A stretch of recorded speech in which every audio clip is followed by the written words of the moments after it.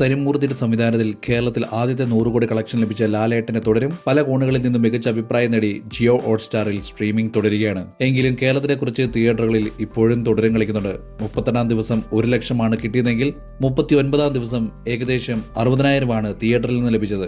അങ്ങനെ 39 ദിവസം കൊണ്ട് കേരള ബോക്സ് ഓഫീസിൽ 118 കോടി 22 ലക്ഷവും ഇന്ത്യൻ ഗ്രോസ് കളക്ഷൻ 141 കോടി 17 ലക്ഷവും വേൾഡ് വൈഡ് 234 കോടി 97 ലക്ഷവും നേടി തുടരെ സാന്നിധ്യം അറിയിക്കുകയാണ്. ബിൻഡോ സ്റ്റീഫന്റെ സംവിധാനത്തിൽ ജനപ്രിയ നായകൻ ദിലീപിന്റെ പ്രിൻസ് ആൻഡ് ഫാമിലി 25-ാം ദിവസം 15 ലക്ഷമാണ് നേടിയത്.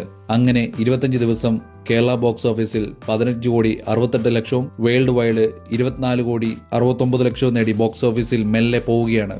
മനു സ്വരാജിന്റെ സംവിധാനത്തിൽ സുരാജ് വെഞ്ഞാറുമുടും ഷറഫുദ്ദീനും അഭിനയിച്ച പടക്കളം 26-ാം ദിവസം കേരളത്തിൽ നിന്നും 13 ലക്ഷമാണ് നേടിയത്.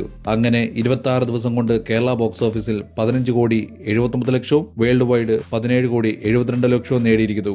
അനുരാജ് മനോഹറിന്റെ സംവിധാനത്തിൽ നമ്മുടെ ടൊവിനോ അഭിനയിച്ച നരിവേട്ട 10 കോടി കടന്നിരിക്കുന്നു. 11-ാം ദിവസം ഏകദേശം 68 ലക്ഷമാണ് കേരള ബോക്സ് ഓഫീസിൽ നിന്ന് നേടിയത്.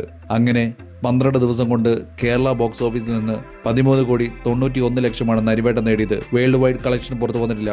എല്ലാ പടവും 8 നിലയിൽ പൂട്ടുന്ന ധ്യാൻ ശ്രീനിവാസന്റെ ഡിറ്റക്റ്റീവ് ഉജ്ജ്വലൻ അദ്ദേഹത്തിന്റെ സിനിമയുമായി നോക്കിയാൽ വീക്കെൻഡിലും വീക്ക് ഡേയ്സിലും നല്ല കളക്ഷനുമായി മുന്നോട്ട് പോവുകയാണ്.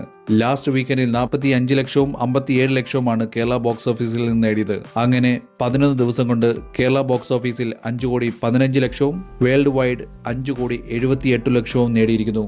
പുതുമുഖ താരങ്ങളായ അനുരത്, ഋഷി കൈനക്കര, സിദ്ധാർത്ഥ് ബി, സുജിത് പ്രഭാകർ, അർജുൻ മണിലാൽ എന്നിവരെ അണിയിച്ചൊരുക്കി വിനോദ് AK സംവിധാനം ചെയ്ത മൂൺ വോക്ക് ഫസ്റ്റ് ദിവസം 16 ലക്ഷമാണ് നേടിയത്. 4-ാം ദിവസം 15 ലക്ഷവും.